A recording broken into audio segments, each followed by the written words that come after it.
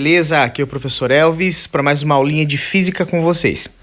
Gente, hoje então nós vamos tratar sobre gases, tá bom? Pessoal, ó, gases, vocês já viram na química, beleza?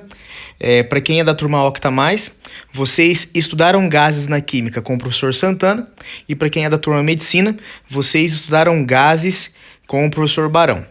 Quem é da turma semi-extensivo noturno, vocês estudaram gases na química comigo, professor Elvis, beleza? Mas hoje nós vamos nos ater na gases na frente 3 de física, tá? Que faz parte da ciência da natureza na prova do Enem e assim por diante. Tranquilo? Pessoal, ó, só passando aqui para vocês a divisão de todas as salas. Quem é da turma extensivo Octa+, nós estamos aqui no livro 2, na atividade 7 e 8, beleza? Para quem é da turma medicina, livro 1, capítulo 6, é a aula 15 e 16 daquele caderno de sala, tá bom? Do livro 1 ainda. E da turma semi-extensivo noturno é o livro 2, aula 6. No final do vídeo, eu vou passar a tarefa para cada turma, tranquilo? Então, vamos lá. Gente, é rapidão, tá? Como eu acabei de falar para vocês, já estudaram gases na química. Então vamos lembrar, nós estamos aqui numa aula de física. Nós estudamos toda a parte de termometria, dilatometria, tá? Dilatação. Estudamos a parte de calorimetria. Beleza. Depois de calorimetria vem a termodinâmica. Só que a termodinâmica, nós começamos o estudo da termodinâmica com gases. O que é mais importante nos gases? São as transformações. Tanto que quem é da turma Octa+, do seminoturno, esses capítulos não são intitulados apenas de gases, são intitulados como transformações gasosas, tá bom? Quem é da turma medicina, esse capítulo ele fala de gases e termodinâmica, tá bom? Beleza? Mas rapidão, então vamos conceituar aqui os gases. Qual é o conceito, galera? Gases são fluidos sem forma definida, tá bom? Sólido tem forma definida? Óbvio, claro, ou é um quadrado, ou é um retângulo, ou é algo esférico, ou algo na forma de um retículo cristalino, hexagonal, enfim. Líquido tem forma? O líquido ele pode se adaptar à forma do recipiente que o contém, tá? Se enche todo o recipiente, na forma inteira do recipiente, e assim por diante. O gás não possui forma definida, tá bom? Outro conceito importante, o gás ocupa todo o espaço disponível a ele. Ele tem uma enorme liberdade de movimento. E isso tem que estar muito claro para todo mundo. Gases possuem uma liberdade de movimento enorme, diferente dos líquidos e dos sólidos. A maioria, gente, dos ametais que são conhecidos são gases em temperatura ambiente. Gás cloro, Cl2, gás flúor, F2, gás bromo, Br2, gás oxigênio, O2, gás nitrogênio, N2, tá bom? E também temos aí os gases nobres. Vamos lá, galera, ó.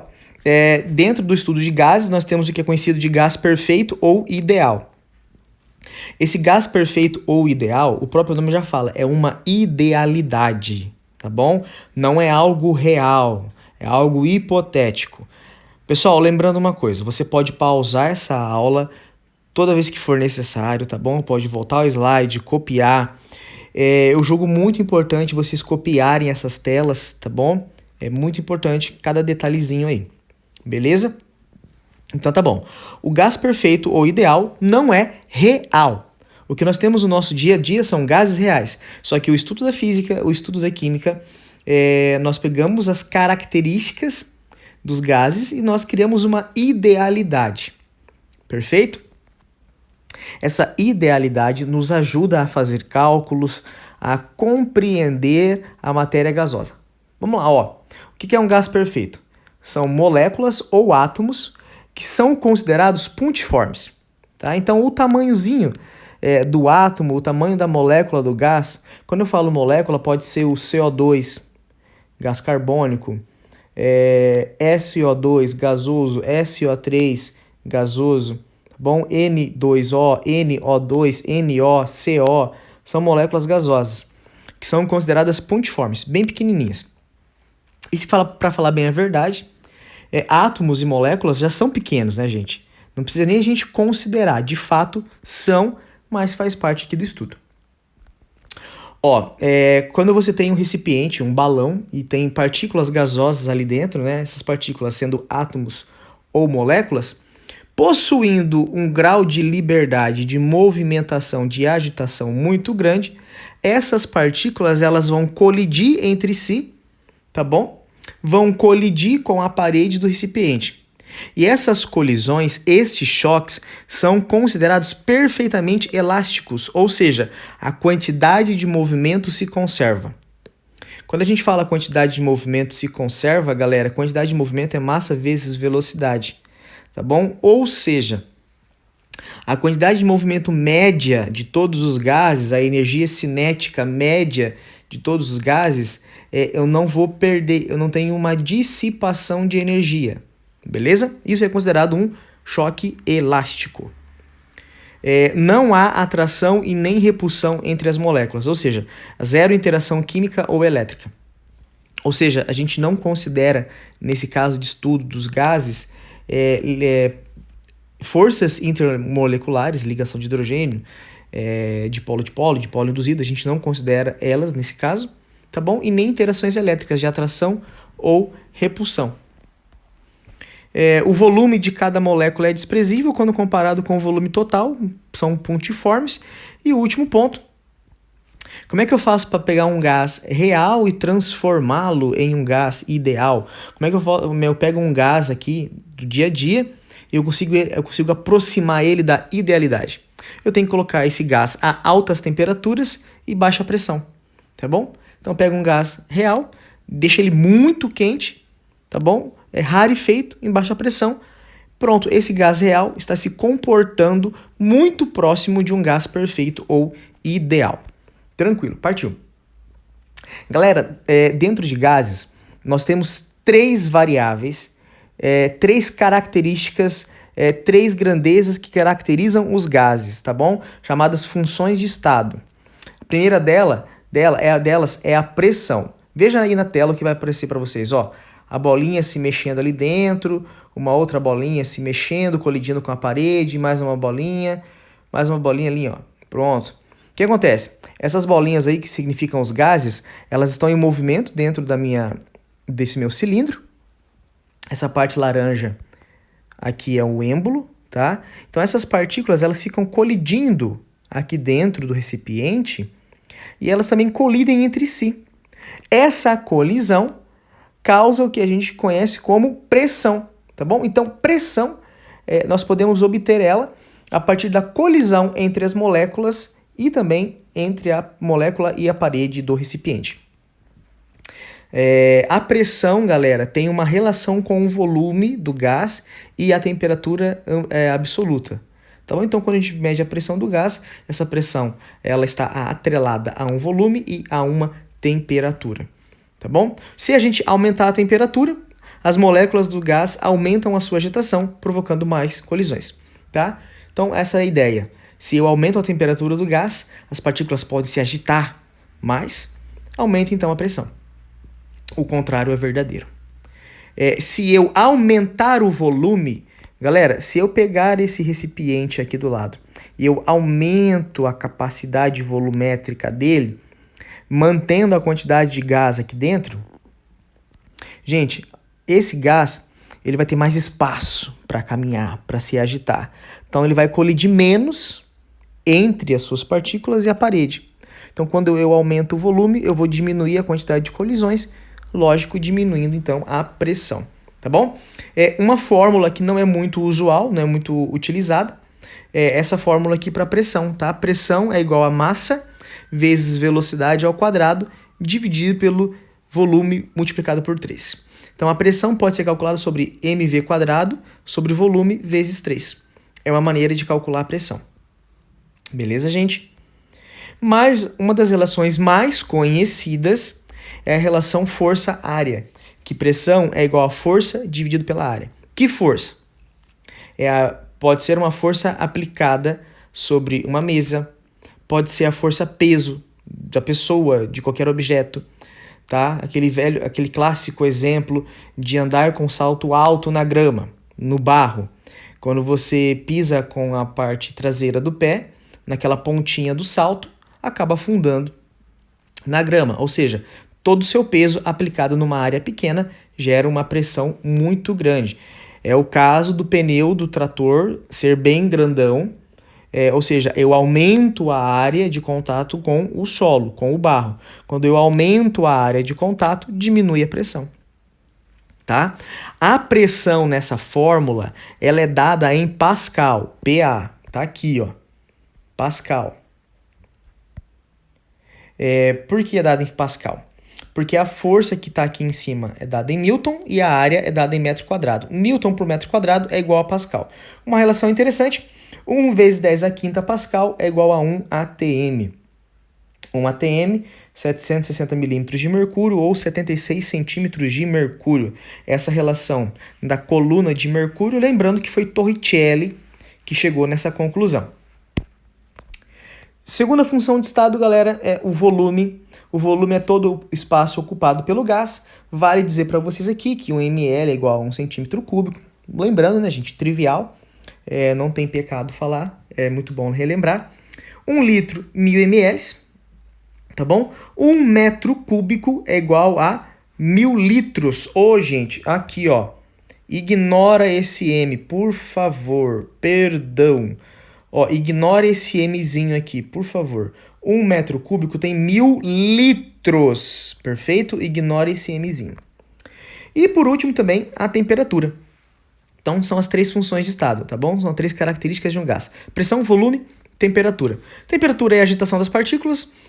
O que você tem que lembrar agora de muito importante é que a temperatura dentro de gases e termodinâmica tem que ser utilizada na escala Kelvin.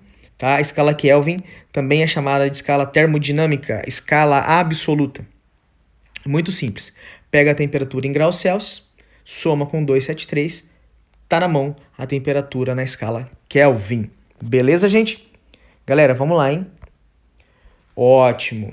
Então, o ponto mais importante agora é relembrar as transformações. Vamos lá. Transformação isotérmica. Responde para mim rapidão. Transformação isotérmica significa que a temperatura é constante. Se a temperatura é constante, galera, lei de Boyle. Lembra, temperatura constante, lei de Boyle. Qual é a lei de Boyle? Que pressão vezes volume é igual a uma certa constante. Tá? Então, olha aqui que esse desenho. Aqui tem um volume inicial. Se você olhar aqui, o volume final ele é menor do que o inicial. Olha nessa linha. Volume inicial, volume final. O volume diminuiu. Se diminui o volume, as partículas agora estão contidas num espaço menor. Significa que a colisão entre elas e a parede do recipiente aumenta. Então, olha a lógica. Se diminui volume, aumenta pressão. Se isso é válido, vale pra gente essa relaçãozinha aqui, ó. Eu tenho uma transformação. Eu tenho a situação inicial 1, situação final 2. No desenho, aqui situação 1, aqui situação 2. Vale essa relação.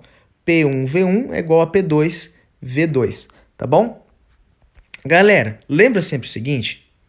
As duas grandezas estão sendo multiplicadas, então elas são inversamente proporcionais, tá bom?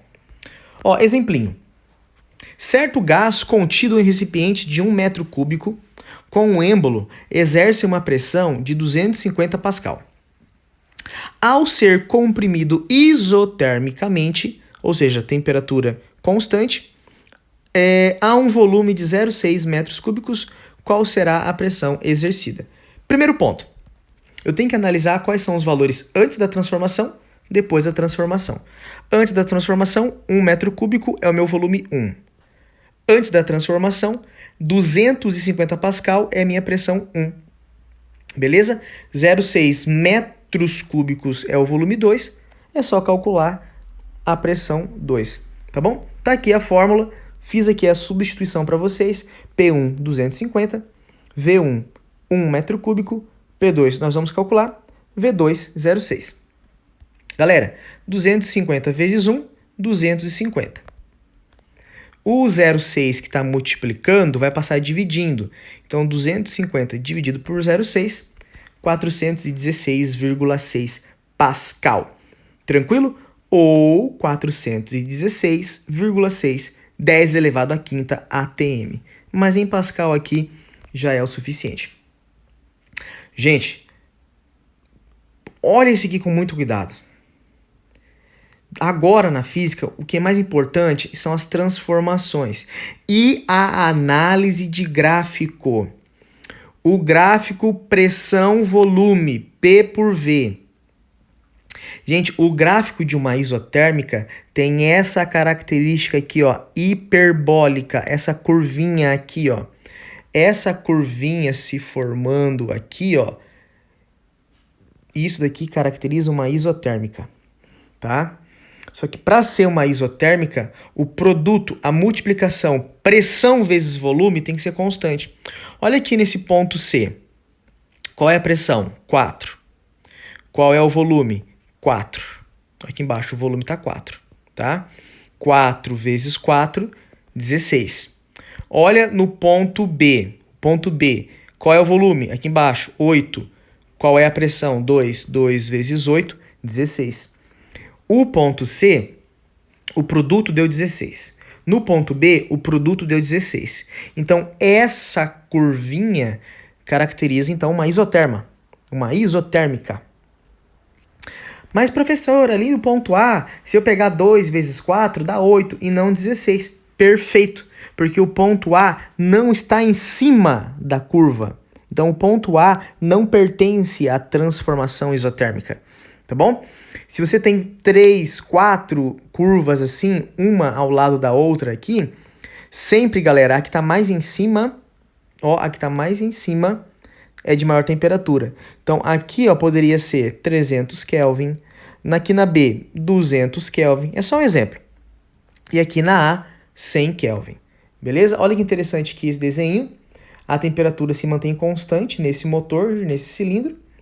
A pressão aumenta quando o volume diminui. Pressão aumentou, o volume está lá embaixo. Volume lá em cima, pressão diminuiu. Volume diminuiu, pressão, ó. Veja, quando o volume diminui, a pressão vai no máximo 2. Quando o volume está lá em cima, a pressão está em 1, que é o mínimo. Beleza? Vamos fazer um teste? Olha aqui esses 3 gráficos, esses 3 diagramas. Primeiro diagrama, P por V. P por V, pressão, volume. Uma hipérbole. Vamos lá. Então, eu tenho um ponto aqui em cima. Tá? Se eu descer nesse ponto, aqui, eu chego em outro ponto. Qual é a parte importante? A multiplicação dos valores aqui, aqui e aqui tem que ser igual à multiplicação dos valores aqui embaixo. Perfeito. Perdão, gente, toma uma aguinha. Beleza? Galera, agora eu tenho um gráfico de pressão por temperatura. A temperatura é constante. Gente, se a temperatura é constante, como que tem que ser esse gráfico? Esse gráfico tem que ser uma linha reta aqui para cima. Porque conforme vai mudando a pressão, a temperatura sempre será a mesma. Tem uma pressão aqui embaixo. Aqui tem uma pressão, temperatura. Agora eu vou subir. Tem uma pressão aqui em cima.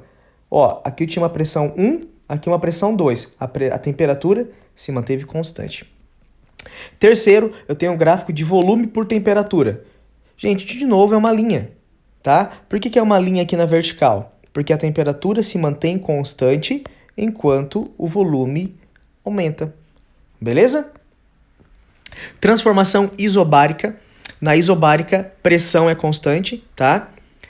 Transformação isobárica, pressão é constante, conhecida como lei de Charles e Gay-Lussac, tá bom?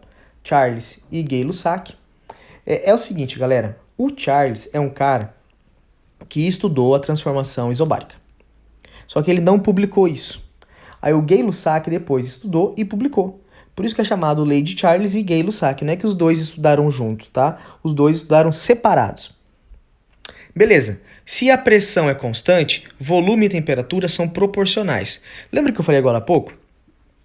Pressão vezes volume. Quando tem multiplicação, inversamente proporcional. Quando tem divisão, volume dividido por temperatura é diretamente proporcional, tá? Essa relação volume por temperatura é constante, então vale isso aqui, ó. Volume 1 dividido por temperatura 1 é igual ao volume 2 dividido por temperatura 2, ou volume 3 por temperatura 3, tá bom? O que quer dizer isso? Se aumenta a temperatura, o meu gás agita mais, aumenta o volume, tá bom, gente? Só para atentar aqui, quando a minha pressão é constante, eu tenho volume por temperatura, ó. Aqui embaixo tem um volume pequeno. Conforme aumenta a temperatura, aumenta o volume, tá? Então eu tenho uma reta crescente. A que está mais aqui embaixo é a de maior pressão, a que está mais aqui em cima é a de menor pressão. Lembra? Quanto maior o volume, menor a pressão. Exemplo: um gás de volume 0,5 metros cúbicos a uma temperatura de 20 graus Celsius. Opa! Liga aí, ó. Pisca alerta. Gente, graus Celsius. Eu não posso utilizar em graus Celsius. Já transforma. 20 mais 273, 293. Esse gás é aquecido até 70 graus, ou 70 mais 273, 343, tá? O meu volume inicial é 0,5. Qual será o volume ocupado por ele se essa transformação ocorrer a pressão constante? Pronto, pressão constante isobárica, lei de Charles ou Gay-Lussac. Volume 1 por temperatura 1 é igual ao volume 2 por temperatura 2. Volume 1, 0,5. Temperatura 1, 293. Volume 2 é o que eu quero calcular. Temperatura 2, 343. Gente, esse 343 que está aqui embaixo, dividindo, sobe multiplicando, multiplica por 0,5, divide por 293, dando 0,58 metros cúbicos. Teacher, como que eu sei que tem que ser metro cúbico? Porque aqui em cima estava em metro cúbico.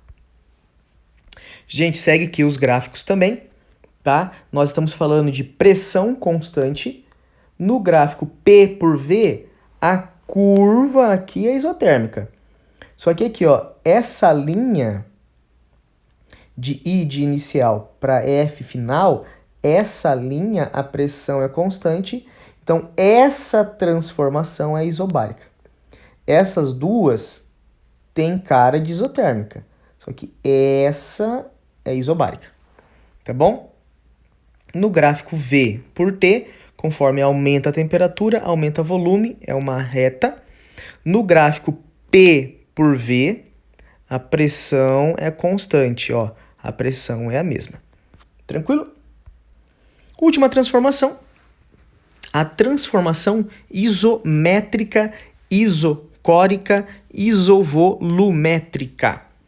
Na isométrica, o volume é constante. Se o volume é constante, galera, a pressão é proporcional à temperatura. Ou seja, o volume é o mesmo. Pensa na panela de pressão. O volume da panela não muda. Se aumenta a temperatura, o vapor dentro da panela vai agitar mais, aumentando então a pressão. Aqui eu tenho então a lei de Charles, tá beleza? Bom, então eu chego nessa relação. Pressão 1 dividido por temperatura 1 é igual a pressão 2 por temperatura 2, ou pressão 3 dividido por temperatura 3, e assim por diante. Exemplinho: um gás que se encontra a temperatura de 200 Kelvin, temperatura inicial, é aquecido a 300 Kelvin, temperatura final, sem mudar de volume, volume constante. Se a pressão exercida no final do processo de aquecimento é de 1000 Pascal, qual era a pressão inicial? Bom, gente, 200 Kelvin, por mais que seja aqui um exercício bem simplesinho, gente, anota os dados. 200 Kelvin, temperatura inicial. A pressão 2 é 1000 Pascal. E a temperatura 2 é 300. É só você substituir na fórmula, né? P1, V1, P1, T1, P2, T2. Tá bom? Eu quero isolar o P1, o 200 sobe multiplicando. 1000 vezes 200 dividido por 300 é igual a 666,67 Pascal. Como que eu sei que essa pressão 2 é dada em Pascal? Porque a pressão 1, perdão. Porque a pressão 2 foi dada em Pascal. Eu tenho que obedecer às unidades.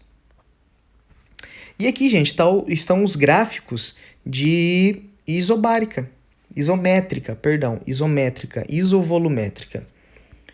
Conforme aumenta a temperatura, aumenta a pressão. É uma linha reta.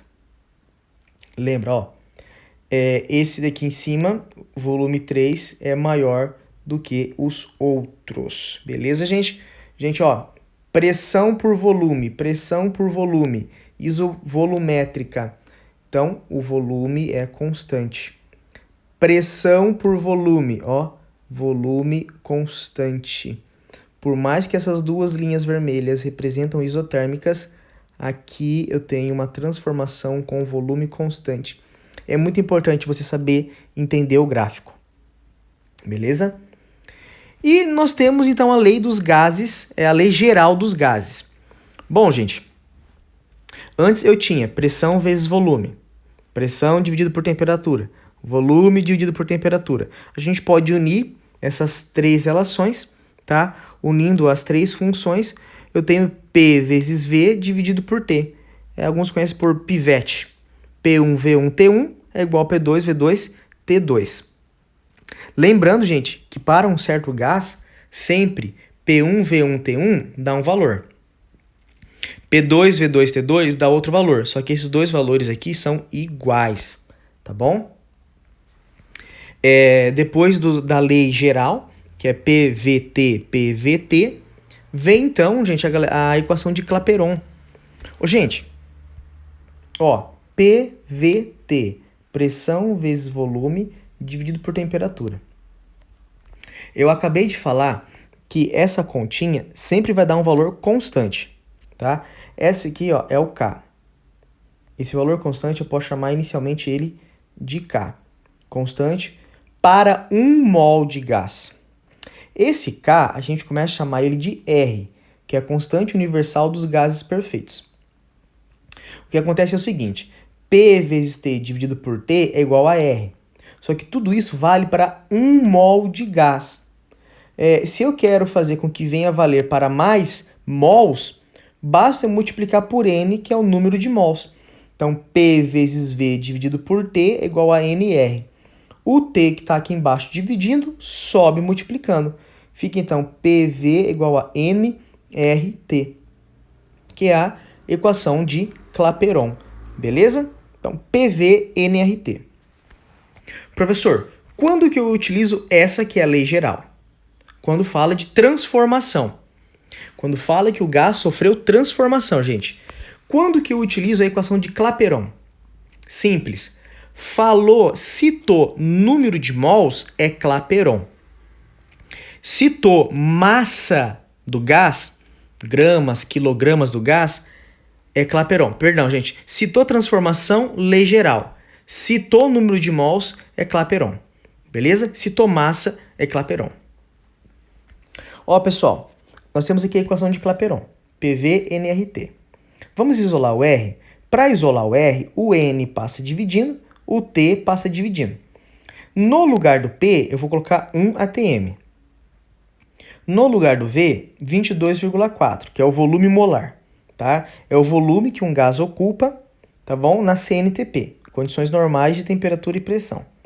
No lugar do N, nós vamos colocar 1, e do T, nós vamos colocar 0 graus Celsius, condições normais de temperatura e pressão. Só que 0 graus Celsius é 273 Kelvin. Lembra que nós só utilizamos temperatura na escala Kelvin.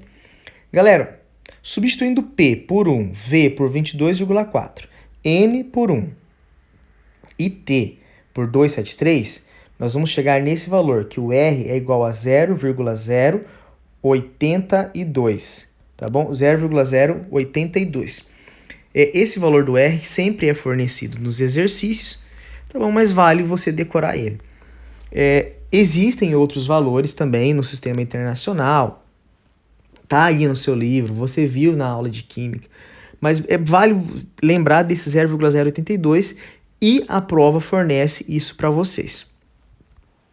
Só para dar um exemplinho aqui, gente, qual é o volume ocupado por 1 mol de gás perfeito submetido à pressão de 5.000 newtons por metro quadrado a uma temperatura igual a 50 graus Celsius.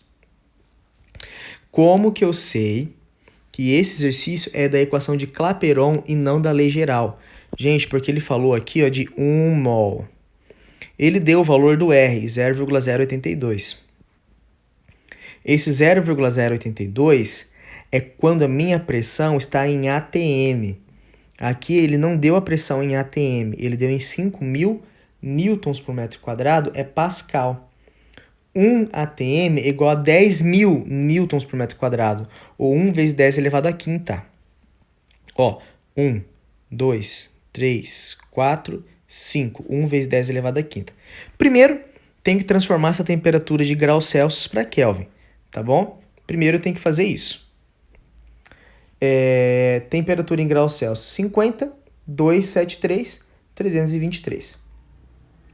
A pressão, gente, dá para fazer uma regrinha de 3, 1 atm, 10.000, 5.000, x, 0,05. Aqui é 10.000 e aqui eu tenho 5.000, tá bom? Então, gente, substituindo os valores aqui, PV igual a nRT, nós chegamos num volume de 529,72 litros. Estamos quase terminando, tá, pessoal? A última transformação é a transformação adiabática. Toma uma aguinha aqui.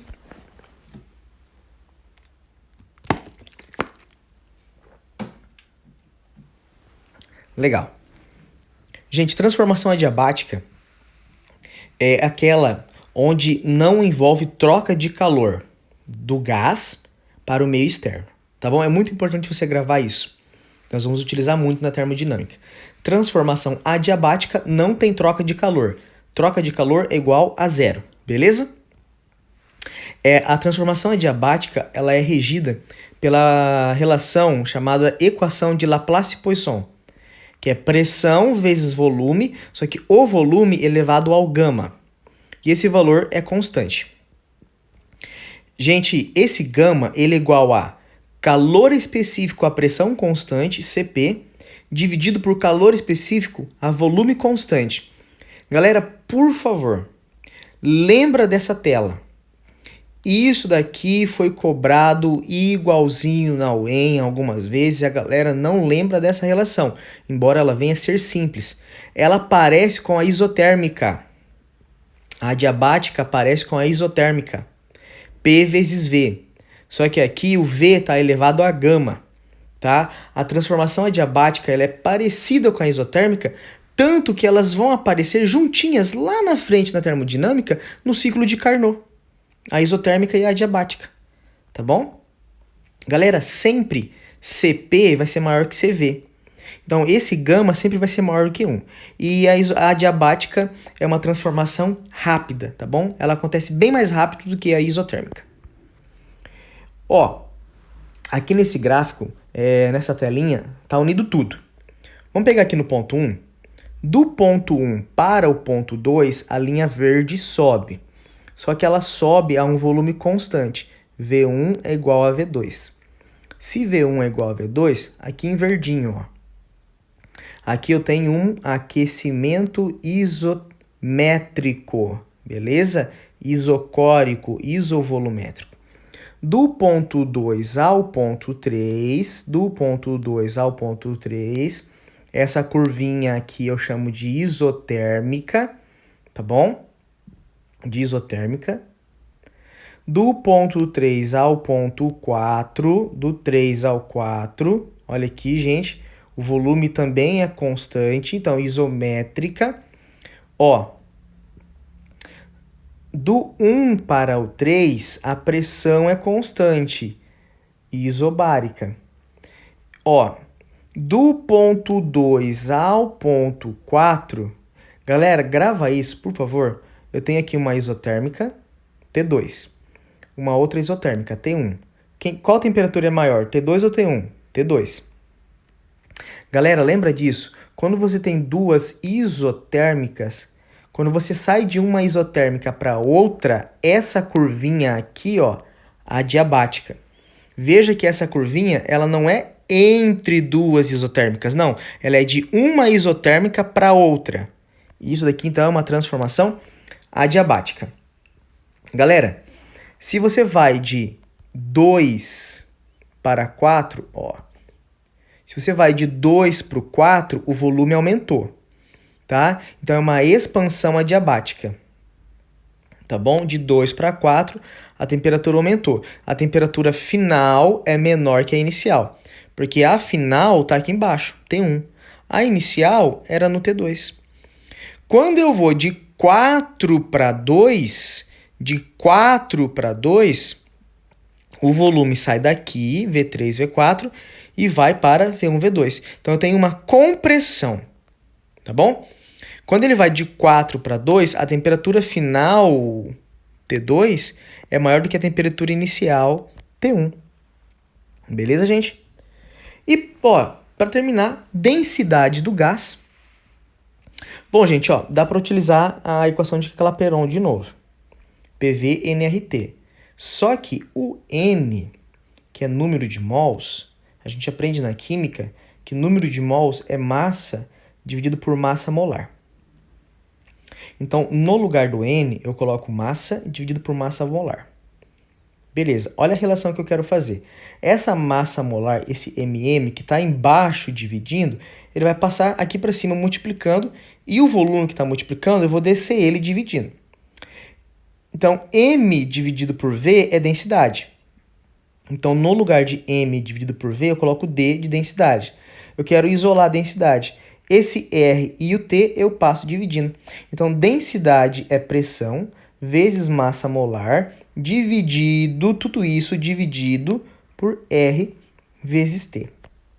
Isso é a densidade do gás, tá bom? Ou seja, a densidade de um gás é diretamente proporcional à pressão, que está aqui em cima, e inversamente proporcional à temperatura absoluta, que está aqui embaixo. Tá? Ou seja, gente, se aumenta a temperatura, aumenta o volume, o gás fica menos denso. O gás sobe, a gente viu isso lá na convecção, beleza? Tranquilo? Para terminar, então, essa primeira parte, essa foi a primeira parte da aula, tá, gente? Onde eu mostrei para vocês aí, relembramos alguns pontos importantes de transformações dos gases. Para terminar, então, aqui tá a tarefa para cada turma, tá? Para quem é da turma extensivo, octa mais, para quem é da turma medicina e para quem é da turma semi-extensivo noturno. Galera, aqui tá a tarefa. Turma extensiva octa mais, tem aqui a tarefinha. Ó, tá vendo que essa tarefa ela não é linear, tá? Não vai do 1 até o 20 seguido, do 1 ao 10. Tá quebrada. Turma medicina, a mesma coisa. A turma seminoturno, galera, vocês podem fazer todos os exercícios da aula 6, tá? Por que esses exercícios estão picados? Porque agora você pode assistir uma aula de resolução. Então, terminou de assistir esta aula, vai para o próximo vídeo. O próximo vídeo eu vou resolver 11 exercícios. Estes 11 exercícios estão no livro do Octa Mais, estão no livro azul da turma Medicina, e para quem é da turma semi-extensivo noturno, tem aí disponível no AVA para vocês uma lista de exercícios com esses 11 exercícios. Então, quem é da turma Octa Mais pode pegar o livro 2 aí, quem é da turma Medicina pode pegar o livro 1, e quem é do semi-extensivo, baixa a listinha que está aí no AVA. Beleza? Para assistir a próxima aula, então. Galera, quem não for assistir, um grande abraço, um grande beijo e até mais!